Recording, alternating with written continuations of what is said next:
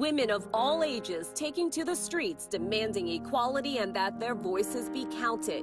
These are the images of the American suffrage movement. The struggle for women's right to vote is the subject of a new musical, Suffs, now in previews and set to open next month at the Public Theater. It's about a bunch of incredibly creative, courageous women fighting for the same goal. The movement took place over decades. Suffs focuses on the years leading up to the 19th Amendment, which was finally ratified in August of 1920. It stars an all-female cast, including Philippa Sue, best known for originating the role of Eliza in the Broadway smash hit Hamilton.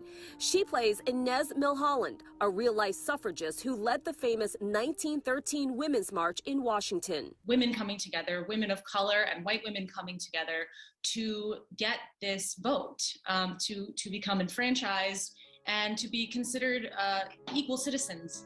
The show was written and composed by Shana Taub, who also stars as key suffragist Alice Paul. But what sets this retelling apart from others? The musical seeks not to lionize the figures, but rather humanize them. They were brilliant, yet flawed women.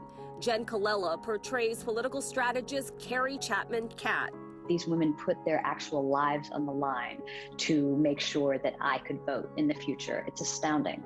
The suffragists were women of different generations and social classes who were passionate about their cause. They not only protested in the traditional sense, but at times those protests turned violent.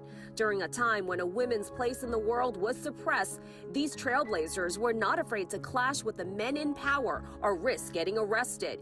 In preparing for her role, Colella said she learned more about the movement than from any school history class. I had no idea the breadth of how many people were involved and how much violence they had to go through and how many different setbacks throughout the decades they had. While the 19th Amendment gave women the right to vote, it did not give the same right to women of color, who also took part in the movement.